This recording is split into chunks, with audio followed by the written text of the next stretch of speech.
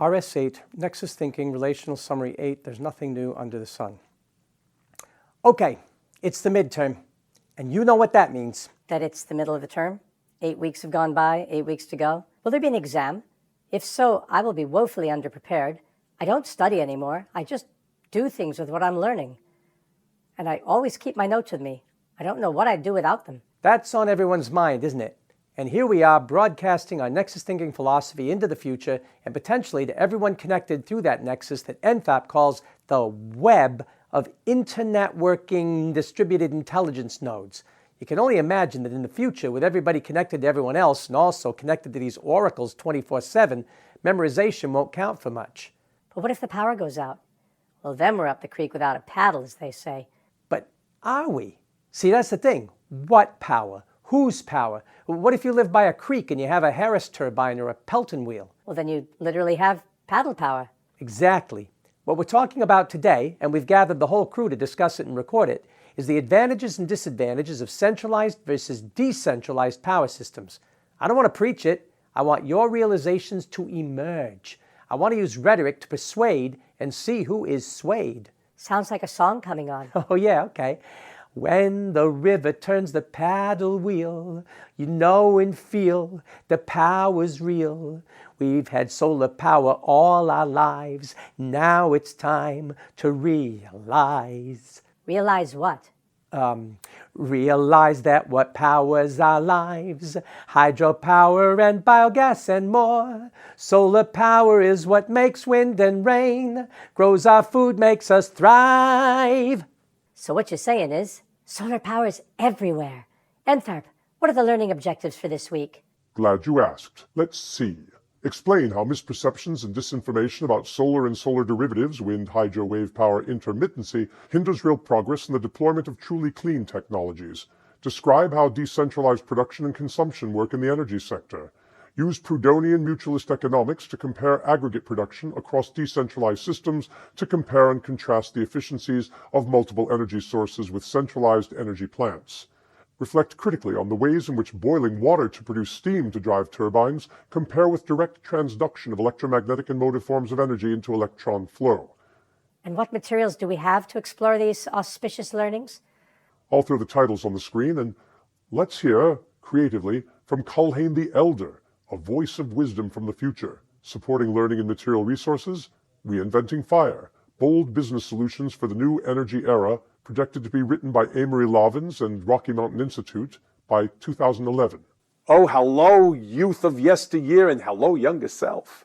Glad to be a part of your social annotation exercises, and I sincerely hope that you will listen to voices from the future and try to change the past. Don't worry about the time travel paradox. You won't make the future I come from disappear, but merely spawn another one, or hopefully a better one. And I'm quite happy with that. Seems we're blowing well past 1.5 degrees of global warming and are on to 2.5 or worse. And this year we exceeded 8 of our 9 planetary boundaries. Things aren't good. So without further ado, this book is another one of those 2 degrees of separation sources that feel particularly appropriate for this course. I met Lovins. First, I read Lovins' work in the late 70s when he was the energy advisor to President Carter, and I wrote papers on his perspectives, particularly his logical aversion to nuclear power, which I put in my paper, Atom in Eden. Wait, what? You're predicting presidential outcomes now? Do you guys realize how powerful this prediction machine is? It could really change history, affect outcomes. I mean, if word leaks that the Democrats are going to take the next election, I should tell my dad. The whole investment landscape changes. Dorian, you infuriate me. Give me a break, Sophie. This stuff is important. We could change things for the better. You name the bone, Dee. I swear I'll break something if you don't change that exploitative attitude. Seriously, Dorian. Oh, well, I'll be breaking something. Depending on how the butterfly effect goes, just having this conversation could change everything. Well, some of you would say that all of this has already happened and is precisely what led to where I am today. In any event, in 2010, you, Culhane, are going to have a chance to spend a weekend with him at the Aspen Environmental Forum, where we will sit in a think tank roundtable with the military and the oil companies. I was part of a National Geographic team. And then he and I get a chance to have a private lunch together where we talk not just about reinventing fire and avoiding atomic energy like the plague, but about our mutual love for orangutans, which I'd researched in Borneo and whose survival he funds. His writing is brilliant, especially what he will later call his hypercar concept, where electric cars end up as mobile power units powering our houses and offices and being recharged by solar and its derivatives. What a future. All that is in my future? Well, it's in my past, so I suppose so. It all depends on the slipstream you end up in. As I understand it, and I'm not sure I do in the least, but it has something to do with the second law of thermodynamics and how swirls of negentropy exploit the energy gradients on the way to maximum entropy or heat death. But that stuff's beyond our pay grade, so to speak. What we want to focus on for sustainability studies is continued reading and understanding of Nicholas Georgescu-Roegen's 1973 The Entropy Law and the Economic Process, with an eye toward making his insights about the entropy law and the economic process from a coherent nexus with the next reading, Proudhon, on the coming era of mutualism. Why that one? Oh, we haven't read it yet, have we? Not in 1975 when we were teaching in that city school. No, this comes from readings I did a decade later when I went back to graduate school. Ever since, I've been fascinated by Proudhon's ideas. Proudhon held that decentralized workshops, when federated through mutualist association, create a collective force that can match industrial output in aggregate, but without hierarchy, exploitation, or enclosure. The productive capacity of cooperatives is prodigious, and his insistence that we could rule ourselves best through the true form of anarchy, not chaos and violence, but politics of the people, by the people, for the people, without hierarchy, is compelling to me and jibes with my lifetime of classroom experience once I stopped trying to be the sage on the stage and recast myself as the guide on the side. Call it polyarchy if it calms your fears of out-of-control protesters flinging champagne in the faces of the ruling elite. But consider why we can't seem to get our heads around true freedom from centralized control. Proudhon will help you. There was a classic debate between Marx and Proudhon, wherein the former attacked Proudhon as utopian because he lacked a theoretical framework called historical materialism. All very valid points. But the promise of polyarchy holds. A great rabbit hole to go down as a Nexus thinker. Would you say that people's perceptions of anarchy suffer from the same problem as their perception of chaos and entropy? Well, I would, but I have the privilege of 50 years more discovery and Nexus thinking. But you get the vibe. Order emerges from chaos, and negentropy emerges from entropy, and polyarchy emerges from anarchy. Because order and arrangement and pattern and the capacity for receptive, responsive relationship all come from natural inclusion. Maybe this poem from Dr. Alan Rayner, speaking of natural inclusion from my time, will resonate with you. He writes, in The Turnaround, which should be turned around December of 2022. The turnaround. Descent becomes ascent. Out-breath becomes in-breath, and vice versa, in momentary turnaround from one way into another, recoiling what's been and what's coming in endless circulation. Timeline from here to there is not time current. Rate of arrival from illumination source is not rate of travel at a particular speed across a measured, breathless distance. For neither time nor space as intangible flux and stillness are anything in particular until and unless they combine electromagnetically like male and female in co-creative, receptive, responsive relationship, embodied in material form, making us what we are as natural inclusions of self in neighborhood and neighborhood in self, not one or other or another, but each in the other's well, if we could only recognize it and stop beating ourselves up. Stitching in time. Every moment is a turning point in ever-present current, carrying life across the gaps in human memory, from future into past without a pause for thought. Yet dancing in the stillness, the play of light in void that brings relief to form, flowing here and there in rhythms, receiving and responding in continuous relay throughout the day, throughout the night, from season into season, without the need for reason to divide, make whole, or keep to straight and narrow, only dying to pass on. Natural inclusionality is a philosophy of life, environment, and people that recognizes the evolutionary vitality, not irreconcilability, both of individual difference and collective coherence in social organizations from subatomic to galactic scales. This philosophy is in turn founded on awareness of the central underlying principle of natural inclusion. This principle can be described in many ways, but in essence, it is the mutual inclusion of void space and energetic circulation as co-creative, receptive, and responsive presences in all material bodies. The price of modernity is what it costs to abandon what makes life worth living, worth loving, worth comprehending, truly, gladly, deeply, in favor of material abstraction out of natural context into desolate figures defined as arithmetical units, conveniently summed up in hordes of monetary wealth, detrimental to everyone's health, in fearful fight for supremacy, cut adrift from where they belong, in joyous, co-creative companionship.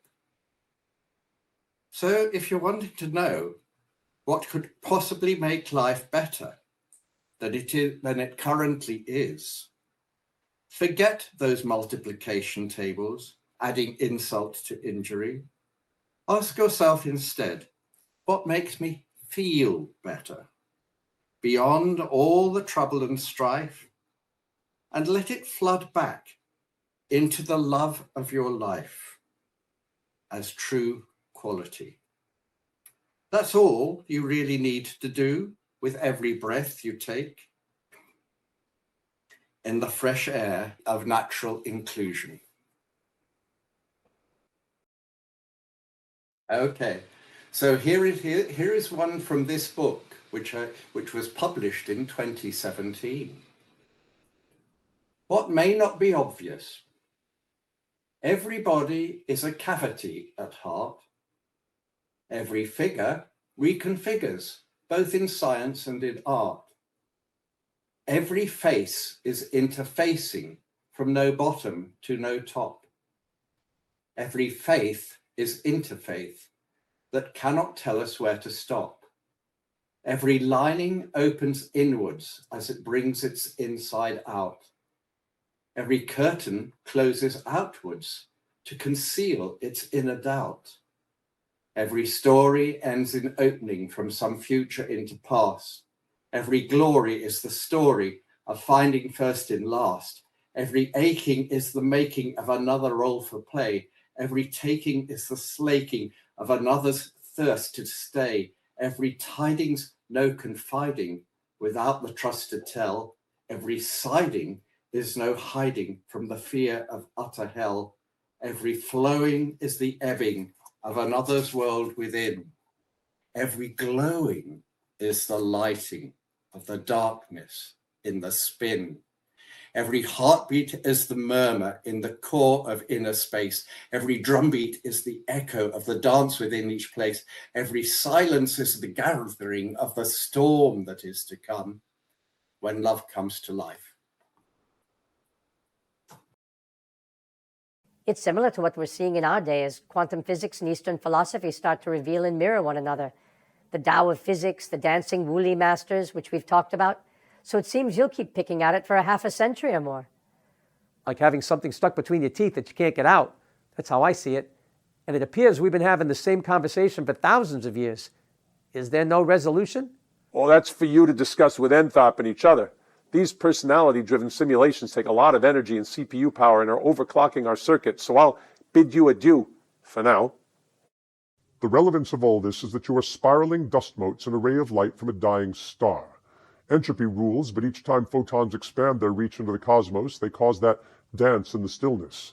The sun is only dying to pass on what we call life, carrying life across the gaps, do you see? Solar energy is entropy happening. Captured by algae or plants through photosynthesis, the swirling in the ever-expanding gradient allows for local eddies and currents that spiral into living vortices. The whole galaxy is involved in this dance.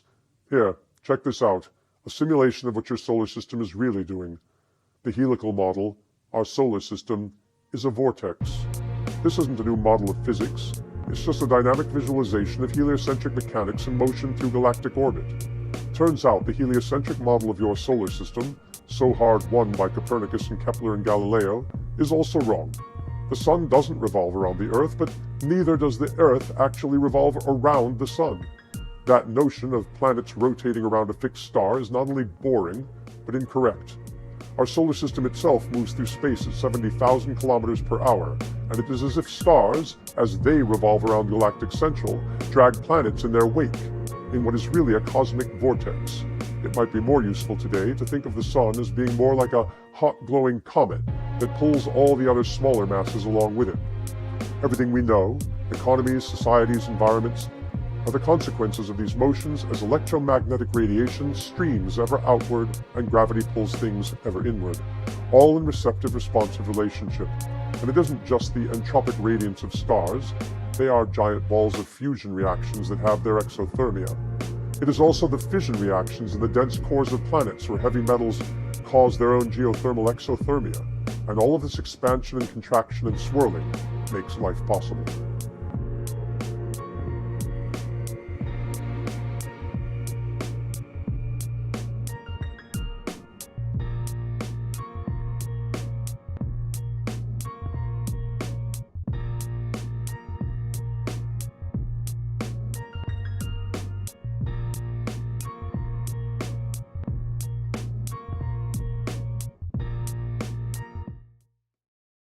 This says to me that the entire notion of an energy crisis is absurd. Indeed, the gradients are always there, the delta T's, ready to be ridden through the cosmos like the Silver Surfer.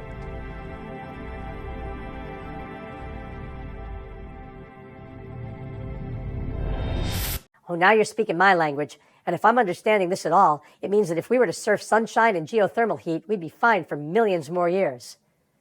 That's what I'm getting to. And it wouldn't be just the visible photons and infrared photons either. It should be their derivatives. Rain is created by solar energy causing evaporation. So hydropower, whether microhydro or macrohydro, are solar energy. Wind is created by the sun heating up air that moves as the earth moves and changes the locations of pockets of cold and hot air, with hot air always rising and cold rushing down to fill the vacuums that motion creates. So wind power is solar energy. And all biomass, including biogas, is stored solar energy. Sunlight stored in hydrocarbon bonds pulled together through photosynthesis. Why even the coal and oil and gas we repudiate for the way they are used, burned without thought for how their oxidized and entropically dispersed states affect our health and climate, even these fossil fuels are a form of solar energy. They just come with a lot of toxic and thermodynamic byproducts and disadvantages. But they all come from that massive fusion reactor in the sky, a relatively safe 93 million miles away. And as for geothermal isn't fission in the reactor sense, but the heat does originate in radiogenic decay of heavy elements, so we might consider it the safest form of nuclear energy, with the nuclear reactor hundreds of miles beneath our feet, heating up magma that in turn heats water into steam and is easily captured in the same kinds of turbines that transform the steam heated by fossil fuels and nuclear power plant heat into electricity. And then there's a whole ecosystem of chemosynthetic organisms deep in the ocean at the thermal vents they've been discovering, churning out new life forms through their own inner and equally somewhat inexhaustible energy source relative to the duration of life on a finite planet dragged along on a ride by a dying star. But why we would ever try to recreate the sun or the Earth's hot core on the surface of the Earth defies logic. Unless, as Amory Lovins apparently told older me at that lunch and has written so eloquently about in the materials we're suggesting for you, unless the whole domestic civilian nuclear energy program is a front for getting the public to fund the creation of a never-ending source of fissile material for weapons applications. Certainly isn't too cheap to meter. Yeah, I was arguing with my dad about that too. When you take in the cost not only of construction and operation and maintenance, but the cost of safeguards and then the cost of decommissioning the plant after 30 or 40 years and then trying to ensure the radioactive residuals don't hurt anybody for hundreds of thousands of years, to say nothing of the loss of livable or agricultural land spaces where the reactors once stood, it just doesn't pencil out when a similar subsidy for and investment in solar and its derivatives would provide risk-free fuel for generations. Decentralized distributed energy would and should kick the butt of centralized sources. In aggregate, that's what Proudhon was arguing, and he suggested that such radical decentralization without overt hierarchical arrangements would lead to that putative era of mutualism. On the surface, it looks elegant, a technological fix that fixes so many social and environmental problems. Well, what if it really is that simple? What if fossil fuel dependency is at the heart of all our biggest problems? Well, you'd have to go deeper to the root. I think you mean dependency in general. We talk about our addiction to fossil fuels, and our behavior is similar to that of alcoholics and drug addicts, and by the way, sugar and grain addicts, irrational behavior and a complete loss of the ability to think through the nexus. Yeah, but can decentralized renewable energy really run our civilization? What about the intermittency problem? The sun doesn't always shine, the wind doesn't always blow, and water doesn't always flow, like during droughts. That spells disaster. You're the disaster. And if we did have a midterm exam, you'd fail instantly. How so? Sloppy language, sloppy thinking. Definitely not Nexus thinking. Guys, she's right, Dor. I'm still not seeing it. The sun is always shining, dumbass. Stars don't just turn on and off. Even pulsars are always in the on position. It's only the rotation of our Earth that gives us night and day. And the same is true of wind. Wind is always blowing because the sun is always shining and the Earth is always turning. I meant locally, where it counts. What good does it do me if it's sunny in California after it's lights out here in New York if I'm reliant on solar panels? Reliant on what aspect of the solar panels? Whose solar panels? Where and when? I mean, you're reliant on oil that comes from somewhere else. Didn't the oil embargo teach you that the oil doesn't always flow? Talk about intermittency. We send armies overseas to try and make it reliable, for God's sake. And if I understand Culhane's lessons in both materialistic and linguistic fungibility, then we have to really think not of solar or fossil or whatever, but the essences of what we need. Temperature gradients, electromagnetic pressures and gradients. I mean, voltage and current, I think. I need to brush up on this stuff. But you know, not just the movement of photons and electrons, but their temporary capitalization stored in thermal masses and chemical batteries. And don't forget gravity batteries like dams and biomass batteries like biogas. And then there's the interconnectivity of grids. So when one part of the country is sunny and the other's in darkness, they share surpluses. Heck, this could operate across the entire spinning planet. Yeah, but be practical. That would involve a level of coordination that human beings may not be capable of. Oh, seriously? Then how do you explain undersea telephone cables? How do you explain international trade, Skylab, water sharing between countries? That aspect could get better in 50 years as the world gets hyperconnected through faster and improved air travel, and most especially satellites and wireless communications. We predict everyone will be just one free video call away, regardless of where you are on the spinning globe. Long distance, the next best thing to being there. Huh. I spent so much money talking to a girlfriend from Australia one year that I almost wiped out my summer savings. Summer lovin' had me a blast. Zip it, Raj. Anyway, capital market forces suggest that the high demand relative to the supply of telecommunications services will keep costs at a premium and keep real international cooperation to a minimum. And that's for duplex telephony. Video calls like my dad does are for corporations. Today. But in 50 years, once the infrastructure is built out, you will be able to talk to your girlfriends on the other side of the planet for as long as you want for free. See, and that's the thing about capitalism at its best. Once you reach takeoff into economies of scale, the marginal costs reduce to near zero. And so, just as it will be with telecommunications, I imagine it will be the same with renewable energy. Disaggregated local production wherever the energy gradients are optimal, distributed through electrical and gas pipe networks that span the globe. That's what we'll see. Right, Entap? In some places, yes. In others, sadly, no. Not because it won't be technically a breeze to do, but because it disrupts the zero-sum game and power asymmetry dynamic that many elites and their sycophants think they depend on. Oh, that again. I guess we can't escape political economy and political ecology effects. But we can dance around them. Like as soon as the cost of certain components comes down, my dad is taking our farm completely off grid. He's a bricoleur, a tinkerer, a DIY guy, and he already has converted his car and tractors to vegetable oil. We power our cook stove with a biodigester, and he built a solar hot water system for our showers and pool. Simple physics, local materials. He's working on a windmill right now with blades cut from old sewer pipes attached to a dynamo from an old treadmill. Once you know the basic science and engineering, it isn't rocket science. You know, in the lab, I actually have one of those Bell Labs kits that teaches you how to make a solar cell out of a wafer of silicon. So I suppose even that could come way down in price. As it will. By 1989, the cost of photovoltaic cells will drop from $20 a watt to $1 a watt and reach parity with oil. As soon as that announcement is made, it will suddenly spike up to $10 a watt and stay there for decades. But by the early 2000s, it will drop to $5, then to $3 a watt, and by 2015, it will be down to $1 a watt again. Then it will plunge to 30 cents per watt, mostly because of Chinese and other Asian mass production, at which point politicians in the global north will slap tariffs on it to drive it up over $1 again, all in an attempt to keep oil cheaper. But the writing is on the wall. Yeah, and Thomas Edison himself predicted it. In 1931, the inventor of the light bulb supposedly told his friend Henry Ford, "I'd put my money on the sun and solar energy. What a source of power. I hope we don't have to wait until oil and coal run out before we tackle that." This quote reflects his foresight about renewables, though the exact origin is debated, with first reports coming from a friend of his who was present at the time, but with the quote appearing decades after Edison's death. Another related quote attributes to him, quote, "We are like tenant farmers chopping down the fence around our house for fuel, when we should be using nature's inexhaustible sources of energy, sun, wind, and tide." End quote. But yes, the potential for solar power goes back thousands of years.